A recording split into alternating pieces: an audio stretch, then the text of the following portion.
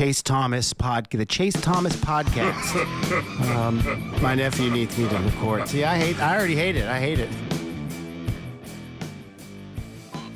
All right, hello, and welcome back to another episode of the Chase Thomas podcast, where I'm still the aforementioned Chase Thomas, coming to you live from Knoxville, Tennessee, Everything School HQ, where the sky is falling. Everything's about money. Money this, money that, Food City this, Food City that. Everyone's up in arms. Vol Twitter can't handle it. The jokes about Kroger Field, they have to be retired because, look, Thompson Bowling Arena at the Food City Center. It rolls right off the tongue. It's succinct, it's short, to the point, and it's something that every single fan is going to say when they are going to a Tennessee basketball game during the winter months. It's like, hey, are you going to go catch that game? And they say, where? You know, over at Thompson Bowling Arena at Food City Center. Oh, I know what you're talking about. I love Thompson Bowling Arena at Food City Center. That is what normal people and normal Vol fans are going to say.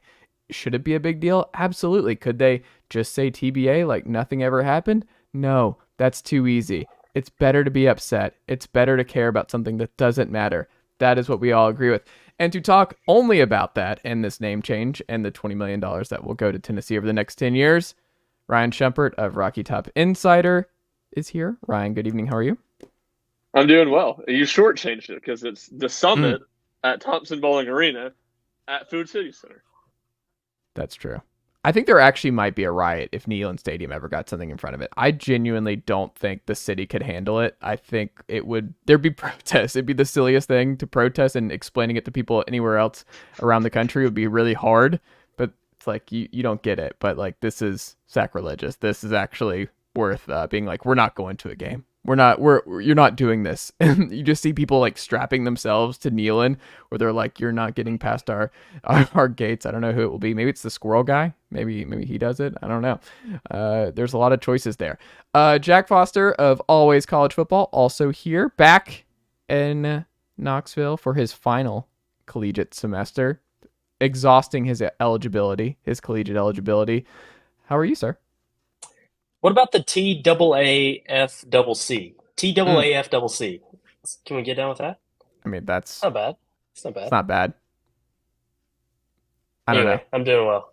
That's what I was thinking of the whole time, is how to create a better nickname for Thompson Bowling Arena at Food City Center. So, well, people say TSSAA when they talk about TSSAA, which right. I was like, TSSAA. Yeah, that's not natural for me. TBAAFCC. Oh, okay. That's what I'm saying. That's not bad. I can get it. You gotta get clever with it, Chase. Come on.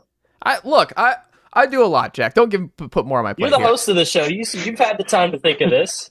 All right, Jack's out. We'll come back to Jack later. Ethan Stone of Saturday Down South is also here. He's well rested. He's well caffeinated, and he's ready to go for a 3.5-hour show. Ethan, how are you? I'm doing great. Well caffeinated, as Chase alluded to earlier. I'm doing well. As for the TBA name change, I'm just going to act. I'm going to do the same thing that I do with the Star Wars sequels. I'm just going to act like they don't exist. So I'm just going to say it's TBA. I'm not even going to think about Food City. I'm just acting like it doesn't exist. It's just going to be TBA to me. And also, everyone can act like that. It's not going to affect your life one bit. I promise you, it doesn't matter. That is such a weird thing to be annoyed about with everything else going on. I just imagine someone just angrily stomping into Litton's like, I can't believe. Like, I just can't. Like, dinner's ruined, and the kids are like, Dad, why are you so mad? And he's like, you wouldn't believe what the Vols did today. And like, it's just amazing to me. I'm like, there's so many other things to be mad about. That's not something that I would be mad about. Something I would be mad about. No, there's not a transition here, because this is a happy time. This is a happy portion of this very program, because Jordan Ross this week, 5-star edge, commits to Tennessee out of Vestavia Hills, Alabama.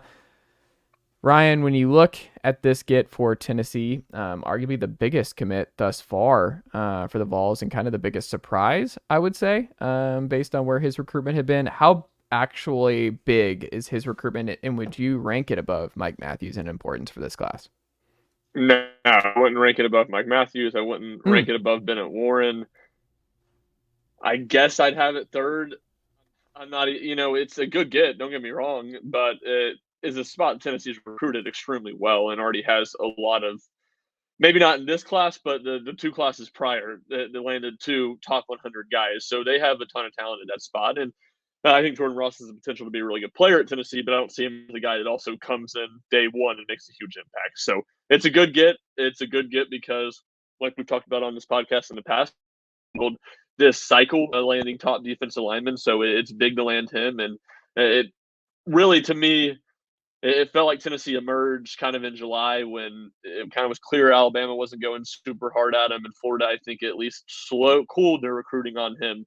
And at that point, it kind of felt like, all right, the sooner he does something would be better for Tennessee. But to your point, I felt like it just had the vibe of this is one that's going to stretch well into the fall. Auburn, LSU, other people will come be players, and Tennessee will have to fight it off. But a really good job by Rodney Garner and Josh Heupel and the staff of shutting it down and getting it over with here before the season kicks off.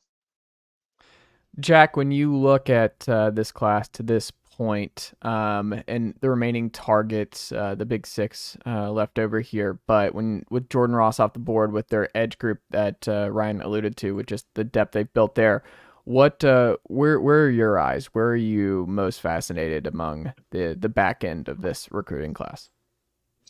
Yeah, just looking at the class, where am I most fascinated of who's in the class right now, not what's left to come?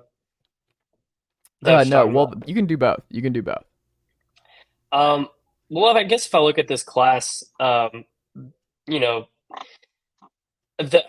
lump together the wide receiver position here because, I'm really intrigued by Mike Matthews and to see how he, becomes a wide receiver in Tennessee's offense. I know he can, play both, but Tennessee recruited him to play wide receiver. So I'm curious to see how that pans out and how good he can be at Tennessee. And then, of course, Wingo's commitment as we move along here. It feels like that may be shifting more towards Texas, and Tennessee might be out on that. So, if Tennessee loses out on Wingo, I don't think it's a big deal or anything like that. But when you're looking at this class, I'm really intrigued by the offensive skill position players they've picked up, most notably Matthews. And, of course, some of these defensive guys. It just feels like a complete class, in my opinion. Ethan, what do you think? Are you pretty okay with how Tennessee has prioritized positions and where they are at depth-wise? Or is there a position that you're looking at when you look at this 2024 class that you're like, I still would like them to go more here, or this position is still an area of need I have going into next season? Not really anymore, and that's only if you're talking this specific class, this specific cycle, the 2023, 24, or 2024 anyway.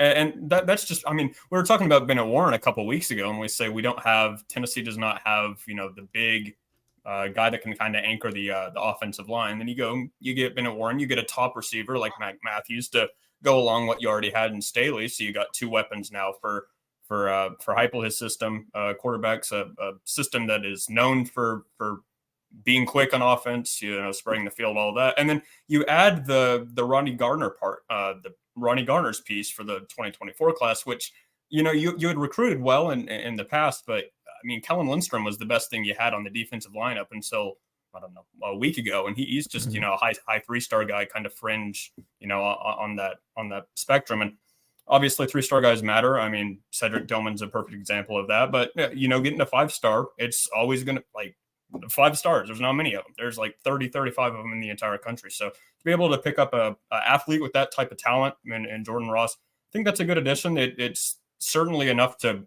kind of, as your question pointed out, to round things out. So if you look at the top of Tennessee's class, you got a 5-star receiver, a 5-star edge, and then a high-end 4-star offensive tackle.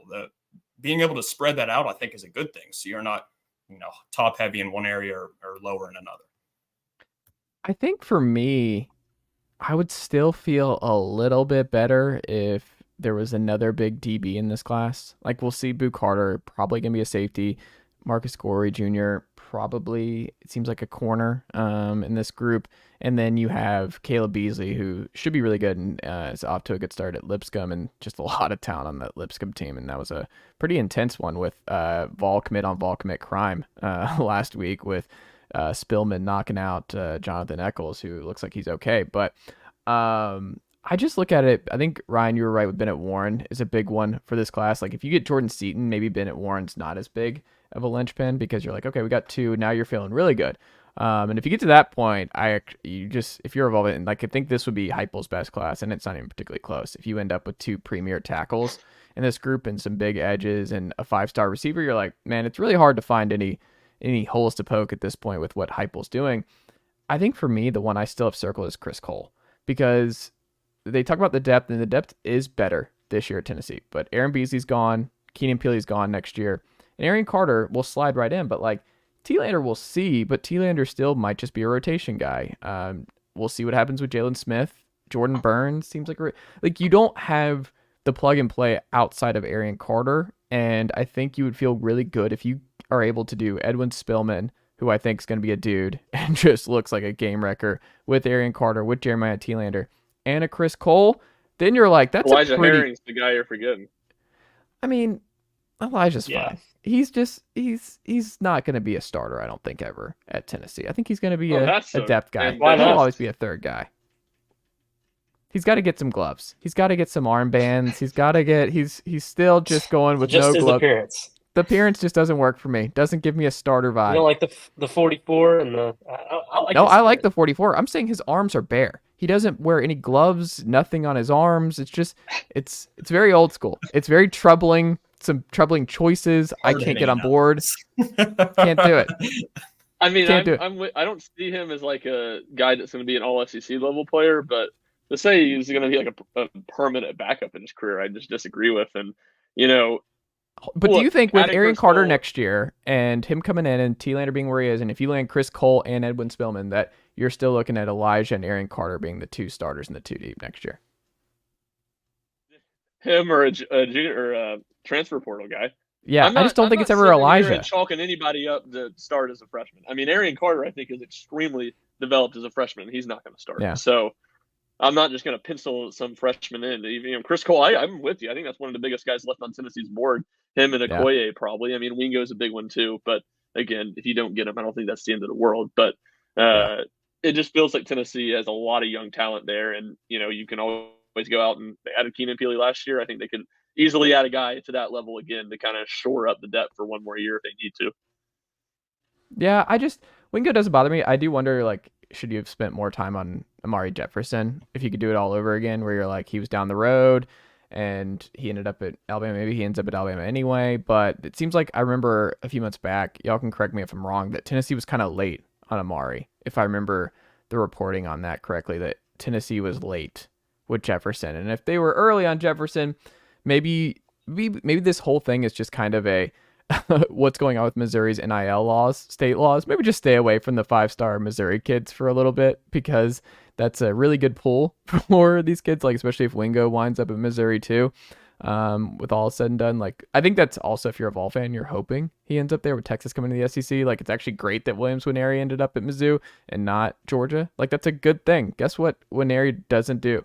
He doesn't scare you at Missouri. You know where he scares you? At Georgia. I'm not concerned with Williams Nwaneri at Mizzou. And you kind of want those 5 stars to end up. If they don't end up in Vol orange and white, they ended up in the next best place with maybe one of the worst teams in the SEC going into this year. But out of the remaining big hits, though, who would you say is the most important? If I had to go, Ryan Wingo, Nazir Smith, out of Grayson, 3-star defensive tackle out of Grayson, Georgia. You have Chris Cole. You have, Kai Bates is off the board. Salapega, the tight end from Utah. Jordan Seaton. And let's just throw in Daniel Hill, the guy who's cycling back into this. Our old friend, Daniel Hill. Of that grouping, Jack, who would you most want? And who do you think would be the most important to kind of solidify this class? I don't know. It's hard to say. I like what you guys were saying about Chris Cole. Maybe he makes sense there, but I don't know. I don't like you kind of mentioned and I mentioned before, I don't see any major holes. I guess if there would be a hole, it'd be along the offensive line. You'd like to see more representation there, but I don't know. I don't really have a clear answer for you. I can't pick one really. I guess I'd lean Cole though. Is it crazy, Ethan, for me to lean the tight end from Utah, Salapega? Or I'm just like, I'd feel better with one more tight end. I don't want to have to get 2 transfer tight ends this cycle, because that's where Tennessee might have to go if they don't land him. I don't necessarily think that's a crazy take. It's not the first it's not the first person I thought. I kind of agree with Jack. I'd say along the offensive line and Seton, but I don't really think any of them are overly, if you don't get them, the class is ruined. I mean, Tennessee has a top 10 class right now. It's, you said a little bit ago that it might be Heupel's best at Tennessee. I'd say it already is. I'd say we're already there. No, well, it's hard for me to say that just because of Nico is in the other class. If Nico is a Heisman type quarterback, Nico's the most important class guy. That's fair. That's I mean, you can I guess move those interchangeably just based on how you see fit. I think there's more substance, not substance, but for lack of a better term, substance. And I think it's bigger, higher guys, right? More 4 and 5 stars in this class than the last class. Yeah. Blue chip ratio. Chase's favorite term. Love the blue chip ratio. Love that the Vols are going to be back in the blue chip ratio next year. Many are saying Tennessee is back unless you're Chris Doering. Continue. So bad. But that would be my answer to that. I don't really think any of them are hugely important. I don't know much about this tight end from Utah, to be perfectly frank with you. But I would never, ever in my entire life say no to another offensive lineman that can kind of shore especially up a tackle, not just an offensive especially lineman. A tackle. Yeah, I like it. Good or bad luck, Ryan? Danny White clapping back at Tony Elliott publicly over whether or not he offered Tony Elliott the job. Certainly not a good look. I'm not sure I'd call it, a bad look. It's kind of like what you were saying with the arena change. It's like and this is what you got to criticize a guy for. Like, he's probably doing a pretty good job. It's not the end of the world, but like, why are you taking that shot? Like, Josh Heupel's ego doesn't need it. At least I feel pretty confident Josh Heupel's ego doesn't need reassurance that he was the first choice or something. Does Danny White's ego need it? That someone would suggest that he wanted to hire a guy that hasn't been very good at Virginia? I don't know. I mean, and that's the thing with all this coaching search stuff, is it so subjective. I mean, Tennessee, maybe Josh Heupel's the only person that got offered that job. I don't know. Maybe he was. But you tell me if James Franklin's people said James Franklin wants the job, he wasn't going to get offered the job. So these whole things about offering it is so, up in the air and kind of flimsy, because you reach out. Like you said, he talked to a bunch of people, and a lot of people, higher candidates than Josh Heupel, probably told him, I'm not interested. And that's how Tennessee ended it up with Josh Heupel. And there's no shame in that. Danny White shouldn't be criticized or like, oh, Danny White got lucky. Getting lucky is a huge part of these coaching searches. Nick Saban said no to Alabama, and then 7 other teams turned him down. Rich Rod's wife heard someone talking mean on Paul Feinbaum's show, and he turned it down. It's the best thing that ever happened to the University of Alabama. So I guess a long-winded answer, I'm not necessarily sure it's a bad look. I don't really know why he felt the need to do it. But it adds a little drama to a season opener that doesn't seem like it's going to have a whole lot of drama on the field. No, I'm already kind of nervous about how the optics of this is going to be, because Virginia, they're back. They missed the last game for just horrific reasons. They don't play Virginia Tech, and their first game back, like, the broadcast is going to be like, this is an awesome story. They're back and what they've all been through. And then it's like 28-0 at the end of the first quarter, and Joe Milton throws an 80-yard bomb like right after, and it's like, oh my, the game's happening. We have to actually play football, and Virginia's gonna be awful this year. I think there's a case that they're the worst team in the ACC. Like, it's either them or Boston College. Oh no, they'll definitely be the worst team in the ACC. Yeah, that's what I'm saying. So it's like it's gonna be. I mean, Cal and Stanford are bad, but Virginia could be the worst team in Power 5. I mean, they're up there. Like, Houston will be bad. Cal and Stanford will be bad. But it wouldn't surprise me at all if Virginia's last. Yeah, I think. And that offense is just it. Can we also say, like, what's weird is, like, the Clemson coaching tree is an abject, just all-time disaster. Chad Morris, Jeff Scott, Venables, and Tony Elliott. Yeah. Venables and now if out of the gate. continues to do bad, it's not good. I mean, that's a Bill Belichick coaching tree. Like, that is an all-time, just nothing but misses, like, all across the board, like, all misses. It's kind of wild that's the case. They all should have stayed in Clemson, it seems like. Ethan, what do you think? Do you think it was okay that he clapped back publicly, or what was your first reaction to it? I had a very similar reaction to Ryan, I think. I don't see, like, I mean, if it's like Florida or something like that, like, if it's like Billy Napier or something like that, I could kind of, me personally, if I was the athletic director of Tennessee, which I'm very much not, I wouldn't have tweeted it. I just don't see much of a positive from it. But at the same time, like this is Virginia we're talking about. It's not like Tennessee's going to go wipe the floor with Virginia. You don't really need to dunk on their head coach at the same time. Just I don't know, my 2 cents there. But to be brutally honest with you, I don't have a huge take on it. So that's where I'll leave it. It wasn't Tony like, Elliott was also unprompted. pretty nice. Yeah. Yeah, like he was asked about it in a press conference and was like, Tennessee's a great job. It's a blue blood. Happy for Josh. He's done a fantastic job.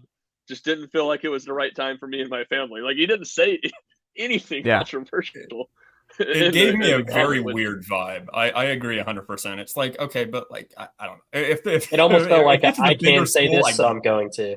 Yeah. You know. You know what it felt like? Danny White's been at Tennessee for 3 years, and he has been able, and they've won a lot of all across the board. That it was like kind of a puff the chest out type thing. Like, why are you bragging about that, my man? Like, we made a great choice. We're winning a lot of football games. Things are awesome. Why are you talking about this? Why are you answering questions? That's the vibe I got there. Yeah. So,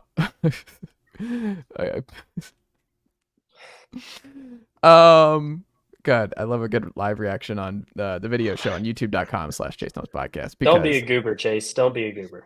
I will not be a goober on this very show. Jack, position preview. What do you make of this year's wide receiver depth? Because we had this week Joey Halsey talking about they trust 5 or 6 guys, which is pretty interesting. Like, I think the rotation's happening. I think we're going to see more guys than not, and I think they're going to have to prioritize Caleb Webb and Chaz Nimrod a little bit more because they're looking at the depth chart next year. Brew's gone, Dante's gone, Ramel's gone. Like, they have a starting job walking into it, and you might think, well, why would they ever entertain leaving? They look at their room next year, they should lead it. But Mike Matthews is coming in, Nathan Leacock will be a sophomore, he'll be pushing for a starting job. I mean, you need to kind of throw them a bone, because when you talk about they've had this great camp and great summer, I just, in the nature of the modern college football, I just think you're going to have to get them involved. And I think that's kind of where I'm leaning, is that we're going to see way more rotation at that spot than we've seen in years past. What do you think? Well, and we've talked about this before. Yes, I agree with you that it would be good to get Nathan Leacock and Caleb Webb, these guys some playing time so that they don't leave, to make them happy. But also, when push comes to shove and you're in SEC battles, you're going to have your best players on the field. No ifs, ands, or buts about it. You're going to have your top 4 guys on the field as much as possible, and that is Squirrel and Dante in the slot, of course, with Brew and Ramel outside. After those 4, it's a big drop-off to me. I think there's a clear top 4. And I struggle with, outside of Brew, who's going to become that second guy. I was leaning Squirrel just because of his Orange Bowl performance. I was thinking Squirrel was going to make the second biggest impact at wide receiver this year. Now I think it may be Dante Thornton. And, certainly if he gets more playing time than Squirrel, I think that's a very high possibility that he could lead Tennessee in receiving across the board. He's looked great in fall camp. I think the ceiling is through the roof for him. He's fast and he's big. Of course, he checks all the boxes. I'm expecting big things out of Thornton this year. And just to answer your original question, I love the depth. The depth is great. I think it's actually a little bit underrated in the SEC. I think so too. And it is interesting. I saw someone say that like Dante Thornton is probably going to lead the Vols in touchdowns. And let me just go. That would be one Ryan Schumpert. Was that you, Ryan? Okay. I did say it. I don't know if I'm the one you heard say it, but yeah. Well, if it is, it might have been you. There's a lot of content I'm feeling, and I should write down when I hear stuff where I'm like, Ryan this week said, interesting. I'll circle back. But if that's the case, Tennessee is going to win a lot of games. If Dante Thornton leads this team in touchdown receptions, that means we're looking at close to what they did last year, because that's like a Jalen Hyatt type situation where he absolutely is absurd in the slot, because he's going to split time with Squirrel. Like, if he leads this team in touchdowns, that means they ate a lot and they feasted on teams a lot. Would you agree, Ryan? Not necessarily. And I think my bet all right, you, Ethan, what do you think? I'm not speaking, right? I'm betting on the fact that Dante Thornton plays some out wide too. That's what I'm betting on. And I think Tennessee's receiving touchdowns are going to be pretty balanced, at least especially compared to where they were last year. Like, I just don't see one guy that's going to be a dominant touchdown guy. We've already seen it in half a season, not even half a season, like 2 games and then maybe another game worth of mop-up time where Squirrel White catching Joe Milton deep balls has knocked to the ground inside the 5-yard line, which I think is going to hurt his ability to get touchdowns. Brew McCoy's not really a big play guy, so I think he's going to be pretty reliant on the red zone touchdowns. I think he'll probably get a good couple. And Ramel Keaton's kind of in the middle, but I don't see him as a guy that's going to be knocking on the door of 10 touchdowns either. So I could see a path to what you're saying, and if Dante Thornton plays exclusively in the slot, you're probably right. If he leads the team in touchdowns and is playing exclusively in the slot, Tennessee's offense is going to take very little step back from last year. But I could also see a scenario where he leads Tennessee in receiving touchdowns with like 7 or 8 touchdowns, and you have 3 more receivers within 3 or 4 touchdowns. And all 4 get 5. All 4 of them get 5, and it's just pretty evenly dispersed. If Ramel led the team in touchdown receptions, I think that'd be the biggest surprise. I think that'd just be a coincidence if that ends up happening. Like, wow, Ramel Keaton led the team in receiving touchdowns? That's crazy. Oh, yeah, he had 3 that one game. Yeah, okay. It'd be something like that. It would have to be. It's not because... I could see him leading in maybe catches. I could see him maybe. I still lean Brew there, but I wouldn't be... Like, that wouldn't shock me. Even yards wouldn't shock me with Ramel, just because Joe and him are comfortable on all the deep shots, and I could see him playing enough. Like, Ramel is going to be targeted a bunch. I kind of lean Brew. Brew is such a safe guy, and he's so lean now, where I'm like, I don't know if that's good, but Brew, and then you read, I didn't realize that he was recruited as a D end originally, and then he became a wide receiver. You don't see that very often. I think Brew's just going to gobble up touchdowns. I think he and Joe are just going to be really good in that regard. Well, speaking of that, Jordan Ross caught a touchdown tonight. Did he? Yeah, on a little I love that. I have a friend who went to Tennessee, was friends with him in school, and he lives in Birmingham now. And he's at the game tonight, Vol polo on, tucked into a shirt or to khakis with a Vol belt. He says, "I'm going to try to get these people thinking I'm a coach." Well, I'll be tailgating at Loudon for Loudon, Lenore City tomorrow morning. I'm parking at 7:30. Get ready and see the vibe, and we'll see what it looks like for Loudon, Lenore City. I got to get there early. You never know. I will not be there at that game tomorrow, but it's going to be a good game. Good rivalry. I just won't be there. I'll be at a different game.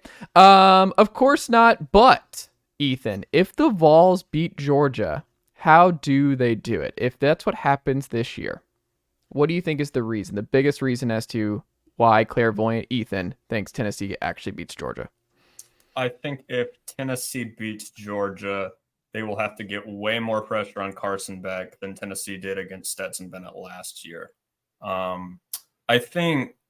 Georgia's Tennessee fans, I feel like, are going to wish that the Vols and Georgia played earlier in the season than they do, because Carson Beck is going to have so much time to learn against, for the most part, fairly, not easy, but a fairly tame schedule. And I think he's going to have a lot of time to get really comfortable, and that's not a good thing for Tennessee, because, the defense is going to be as good as ever. It honestly might even be better than last year. They returned like 7 or 8 guys. I can't remember exactly off the top of my head. They got a lot of returners from one of the better defenses like ever across the past couple of years here. And nothing's going to change there. But Tennessee's offense, at the same time, is always going to give you a shot. It's just you kind of have to hope they have a little more firepower than they did last year. And being in Knoxville, they probably will. They'll have the fans. They won't have people screaming at them, all that. But Tennessee's just got to fight the one weakness, and I say that with air quotes, that Georgia has. And less than a weakness, but more just like kind of a question mark is Carson Beck. I feel like he's the one thing on what are you laughing at, Chase? Chase just started like who knows? Continue. I'm sorry. I didn't mean to look at this. I'm sorry. Continue. But I think if Tennessee does end up winning, which I don't think they will, I think Georgia's going to be just as dangerous as they were. But I think if they do end up figuring it out, it's going to be because of the pass rush. The Vols are going to be able to get to him, kind of rattle him a little bit, and hopefully kind of throw him off his game a little bit. But because it's so late in the season, I'm just not sure they're going to be able to do that. What do you think, Jack? If they end up winning this game, why do you think we talk about it that week after? Why do you think they do it? Yeah, giving Joe Milton a clean pocket. I think is very, very important in this game. It surely was important last year if Tennessee was going to win that game. But this game is going to be won in the trenches. I think Ethan made great points about Tennessee's pass rush, having to get home, make Carson Beck make some mistakes. Certainly more so than they did last year. But I think more so Tennessee's offensive line needs to show up and needs to keep Georgia at bay and give Joe Milton time in a clean pocket to do what he needs to do. And, also just I'll throw this one out there too, just keeping up with Georgia's speed. I don't think we talk enough about how Georgia's offense got more playmakers at the wide receiver position and, Ra Thomas and Levette. And they still have Lad McConkey, who's can blow right past you. The best, weapon in all of college football at skill position wise is Brock Bowers. So, but he didn't do anything against Georgia last year. It wasn't against Tennessee. Yeah, I don't care. I don't care about last game. I just know who Brock Bowers is, and I know the damage. Yeah, why does last year's game matter? Yeah, I just think the linebackers are going to be better, and I think Tennessee's defense will be a little bit better. So I don't know. Well, Georgia ran the ball every play the second half because the game was over. So and they won't be able to do that. Like they exactly had to empty the clip to beat Tennessee last season. But they're not going to have the backs this year. They definitely don't have the horses. Branson Robinson out for the year was probably going to be their lead back. Yeah, Kendall Milton's never healthy. I still think they got Georgia the offensive is line to run a plug and play. Yeah. Yes, exactly. I don't think it's going to be as everything about this offseason for Georgia. I don't think it's going to be that clean. I think it's a downgrade from Stetson to Carson. I think we're going to see what that looks like. I think they're going to be way more pass happy than they've been in the last couple of years. I think Kirby's going to get kind of annoyed with that. I think it's a drop off from Monken to Bobo. I don't think it goes from 1 to 40 in scoring efficiency, but do I think it goes from 2 to 9, 2 to 11? I could see it somewhere around there where it's look, he's going to be okay. I think they'll still be moving him, but Monken pushed every right button. And I think you can make the case that Monken was the best offensive play caller in college football outside of Heupel. If you want to put Monken ahead of him, I'm okay with that. But I think those two were at the top of their game. And we've seen some bad Bobo for the last decade. He was bad at Auburn. He was bad at South Carolina. He was bad at the end at Colorado State. It's been a while that we've seen good Mike Bobo. And you ask any Georgia fan, very all over the place when it comes to Mike Bobo and how they feel about him. It wasn't as they were really upset when he ended up going to Colorado State many years ago. So I don't know. I don't think it's just a definite that they roll and that these wide receivers that they never really develop out, the stars, George Pickens and stuff. But I'm not really fearing Ra Thomas and company. I don't know. I'm not really there. They don't have the dudes on the defensive line. They'll be solid. Be a great defense, top 5 defense again. But Michael Williams is a dude. That's fine. Their corners, Lassiter's banged up. I think Tennessee is going to be able, if there's no rain, and many were saying that you remove the rain, last year goes completely differently. Many were saying, you would not believe Ryan in the press box. If it stops raining, this is when the floodgates open for this Tennessee offense. And I was I don't know, Ryan. It just feels like they don't have an answer for Jalen Carter. Sandy Field would have been. But I was Ryan, you're in the press box. Show some press, show some decorum. No cheering in the press box. But he was adamant in the text thread. No, if it stops raining, I think Tennessee gets this thing turned around. And I was all right, if that's what Ryan Schumpert at Rocky Top Insider thinks, then that's what Ryan Schumpert at Rocky Top Insider thinks. Ryan, if you had to explain why Georgia ends up losing to Tennessee in Knoxville, is it because Tennessee's had a rocky season and Georgia maybe overlooks Tennessee because it's not as big of a game as it was a year ago, and that's when Tennessee catches them off guard and gets the upset of the season?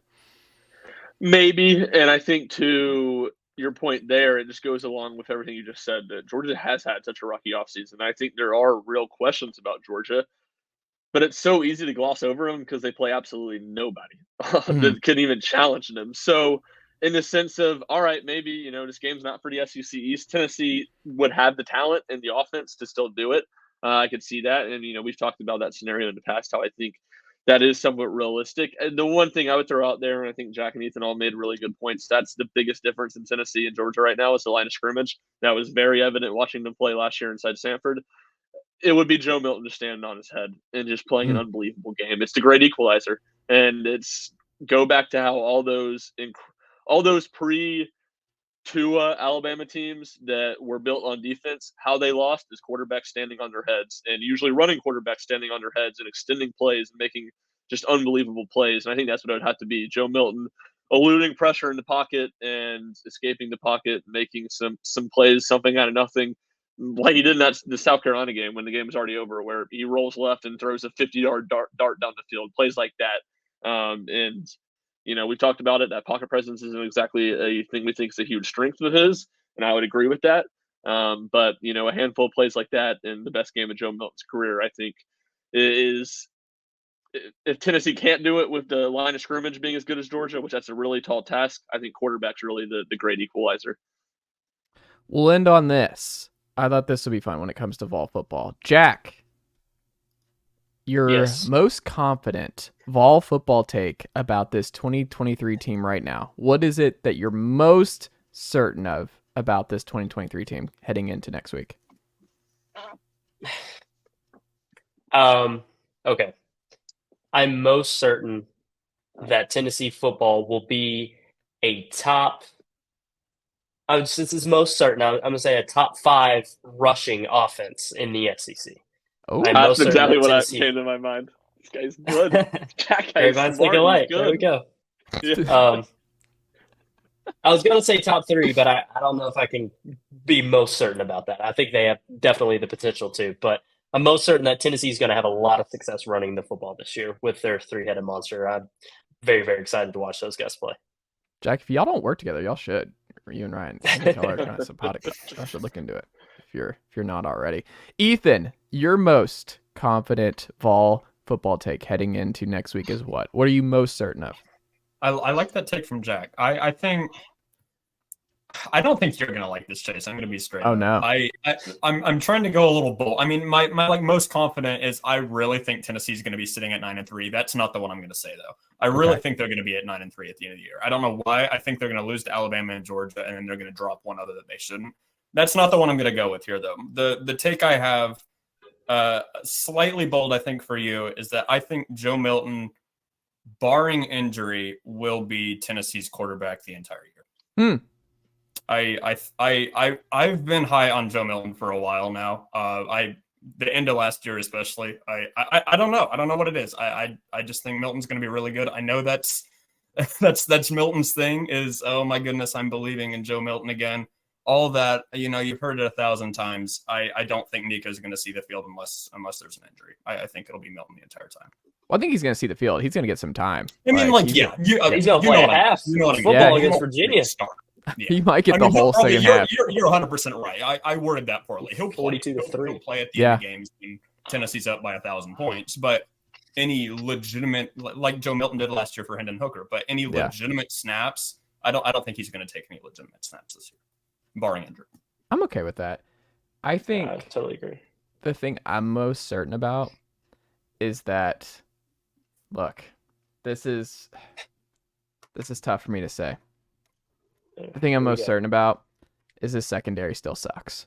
Like, we talk about the same guys and we're still putting them, like, we're just moving them around. It's musical chairs where it's like Warren Burrell, star. Tate McCullough, like, oh, Andre Turrentine, he's had a good summer. Great. This is a problem. Kamal Haddon's banged up again. Like, he might not start or be ready for the opener. And then you're just going to have these different guys come in and out with injuries and everything else. Everyone's trying to talk themselves back into the secondary. And I'm like, nope, still a year away. I think this secondary is getting cooked week in, week out. Like, it will be fine against Virginia and company. But, like, I still think this secondary is going to be one of the league's worst. And I think the pass rush will be better.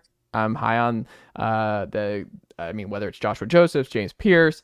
I think Roman Harrison could be fine. Tyler Barron, big year for him. I think they'll be okay in the pass rush. I think the linebackers will be good. The front seven, I think, will be improved, and I think they'll still be a good run defense team. But I think when people talk about them making the jump defensively, I don't see it with the back end. I still think Tate McCullough is going to play a lot of snaps. Wesley Walker can be a PFF darling, but, like, I just think the corners are still pretty bad. And I don't think Gabe Judy Lawley is going to cover up and fix these issues. Like, it's nice to have a little bit more depth, but I think it's just going to be another season of revolving door at that position. And we're going to be like, oh God, can we please just get some stability at corner? And I don't think it's coming until next year. I think we're on the right track. There are some good players in the pipeline. They're getting more talent there, but I don't think it's this year. And I think Tennessee fans who are expecting a jump there are going to be disappointed because I think the pass defense is still going to be a major issue all season long. Ryan, I forgot to ask you, who are your starting quarterbacks in your depth chart projection? Haddon and Slaughter. Haddon and Slaughter. Okay. I knew you had Slaughter. I couldn't remember who the other guy was. So no Gabe Judy Lally. No, I mean, I had him in 2 deep, and I'm with Chase. I mean, I think he'll play because I don't think They're all had gonna any play. separation at corner. Yeah, they haven't had separation at corner, and it's hard for me to think they're going to be that much better. The one guy that Chase mentioned that I would put in a different vein is Turrentine, just because last year he was a second-year guy in college. His first year at Tennessee, he was a 4-star. I think he's a little more athletic. Like, to me, there's a different ceiling there, or at least an unknown to him that we haven't There's seen. enough with all of the an other unknown guys. to be optimistic. Yeah. Yeah, I won't to do think, this. okay, I'm not maybe doing he this. can be No, better. I'm not doing You this. can't one player. You can't say Andre Turrentine can now maybe be better than Jalen McCullough. Like, that's too much for you, really? I think it's too much. Really? I think it is. Okay. Just too much. Can't get there. Can I say Yeah, this? I mean, I Doesn't matter generally because I agree think they're with you. both bad. He's the one guy I would say could be, an upgrade of what they've had at safety, because safety really hasn't been. Corner has been a revolving door, and I think we lumped that into the secondary as a whole. Safety has not been a revolving door. It's just been the same, not very good players playing. Well, also, Tamarian McDonald's With all been due injured respect. all summer. And then you have Star. Like, what if he's banged up and we have to put Warren Burrell in that spot? And then you're looking at Warren Burrell in the Star, Brandon Turnage maybe at corner 1 week. Maybe Rucker pops back up and he's a corner because of injuries. William Wright working at Star. Oh, no. The Star of the Alabama game. No. I think I had him third string on my depth chart at Star. Yeah. I mean, I'm not there. I think folks who are like, it's a little bit better. Hey, it's progress, but I think it's going to be an issue. And I'm also going to go ahead and say, folks, 11-1 wouldn't surprise me. 2 things wouldn't surprise me. 8-4 and 11-1. 9-3 and 10-2 would surprise me.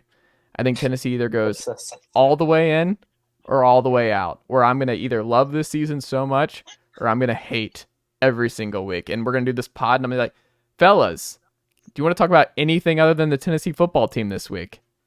And then you're going to be like, no, we're talking about the Vols. And then Ryan's going to be like, look, back last year in Athens, I'm telling you, the rain shuts down a little bit. Vols are back in. And I'm like, Ryan, you got to move forward. You've got to move forward. No cheering in the press box. Not only is Chase not letting me answer the last question, he's just putting words in my mouth. Yeah. And my answers, since everybody had good answers, I agree with all of them. I thought you agreed with Jack. I moved on. You Yeah. said that was your answer, so I that didn't was think you were gonna... that was my answer. But I was, as a esteemed guest of the Chase Thomas podcast, I had. You're a co-host. You're not really a guest. Y'all aren't Yeah. guests. Y'all are co-hosts. Co-host on the Big Orange Friday. Yeah. I come up with another answer, and that was that I Okay. do think. I don't know by how much. I do think the pass rush will be better to some degree. Okay. Who do you think leads the team in Especially if sacks? they can. I'm big in Joseph. Okay. Yeah, I mean, we talked about this on the RTI podcast. We did predictions for every single statistical category. Go check it out. Yeah. I took, shameless plug. I took Roman, but Josh Josephs, I think, would be the ideal answer for Tennessee. Like, if you ask Tennessee's coaches, who do you want to be the leader in sacks, they would tell you Josh Josephs, because his ability to, at least flirting in a double, I don't think anyone's going to get in double digits, but his chances to flirt in a double digit sack range is better than anybody else. What about you, Ian? Who do I think is going to lead in sacks? Mm. I was thinking Roman Harrison before Ryan said it, so I'll probably go with Roman Harrison. I think if the Vols had a great year, it's James Pierce. Like, if James You're Pierce such has a like James Pierce guy. I love James Pierce. Look, I It's have kind of crazy, honestly. I love James Pierce, and I think he has. How is he going to upside. lead the team in sacks if he's behind Josh Josephs playing the same position as Roman Harrison? I don't think he'll be behind him for much longer. I think he's got more upside. I think Josephs is more of the slow and steady wins the race. When I look at a Leo, James Pierce fits the mold for me more. Caleb Herring is the ultimate version of this. Like, that dude's just going to be an absolute monster at the Leo spot. But I think James Pierce is just that kind of frame, and he's just the quick twitches and the RTI videos that y'all post with the sound with the doot doot doot, and he's got the it's great, and it's unfortunate, but the guy's the fastest off the edge. He's the biggest. I think he's just the guy. He has that the big sack number kind of profile to me. I think he has the most upside. Do I think he gets there? I don't know, but if he does, that means Tennessee's got a pretty scary pass rush if he leads the team in sacks, because he has all the potential in the world. Final thing here real quick, throwing a bone to Ethan Stone for being up this late with us. The basketball guy, the basketball knower himself, Ethan Stone. We're continuing on our case starting for and against. Starting Jonas Aidoo. Would you start Mr. Aidoo after seeing what he did in Italy and what Tobe has done all summer long? Would you go small and just start Awaka at the 5, or do you think Aidoo is still someone who should start for this team? Even before Italy, I just think Tennessee plays the best at the small, and that Tobe would be the best at the 5. Do I think he's going to do that? Do I think Barnes is going to do that? I don't know. But the case for starting him is that he's an excellent shot blocker. I mean, we can give that much to him at the very least. He's a good defender. Do I think he gives you too much more over having Tobe at the 5? Not really, in my opinion. Not as a starter, but I don't think Barnes has shown anything that he's going to switch that up. Okay, I like it. As I cough around here, do y'all agree, Ryan? Do you agree that he is still going to start, and the best version of Tennessee is with Aidoo? Could he eventually not be the starter as the season goes on? What do you think? I think you can see a lot of changes. I mean, Rick Barnes likes to use that bench as a motivator, and he's going to have less options to do that with the front court depth this year, at least for those guys. So, yeah, I can see that, and I think what Ethan said is right. The case for starting Jonas Aidoo to me is that he's still a lot better defensively than Walker. I still have my questions about Walker defensively. Huge fan of what he's going to bring offensively and on the glass. He was lost at times last year, and he wasn't in the best shape. So I think the shape thing won't be a problem this year. And he'll be able to play for longer spurts, you would hope. But you did still kind of see him get tired in stretches against in Italy. So we'll see. The small thing is kind of interesting about it, because you're talking about going smaller with Awaka. Well, typically talking about going small, it's kind of an offensive advantage, and I think you do have an offensive advantage, but Aidoo stretches way more than Awaka does. So it's kind of an interesting skill set dichotomy with those two guys, of the bigger one who's better on defense also being the better, perimeter shooting option. I like it. Jack, what could the good folks check out from you and the team over at Always College Football this week? Yeah, you may hear a car alarm going. Oh, there it goes. Finally, I didn't hear it. Right outside my apartment, a car alarm going on. So life in the fort. Now it's done. Yes. Over at Always College Football, we have a lot of interviews that came out this week. Got Kyle Whittingham interview next week. This week we had David Pollock, Matt Rule, and Stanford Steve on tomorrow's show. So big week. And then tomorrow we got Utah's head coach Kyle Whittingham ahead of the Florida-Utah game. So a lot going on, of course. Week 0's in one day when you guys are hearing this. So let's go. It's college football season. It's here. And then week 1 will be next week. So a lot going on in the college football world. Absolutely. Ryan Schumpert, what about you and the team over at RockyTopInsider.com this week? Yeah, Jack and I this weekend are wrapping up our reviews for the season. So we'll have November there, and then next week it'll be everything to get you ready for Virginia, and then game predictions, season predictions from the team. So kind of the final wrap up on the off-season stuff, and then full speed ahead into the Cavaliers in the football season. There you go. Ethan, what about you and the team over at SaturdayDownSouth.com?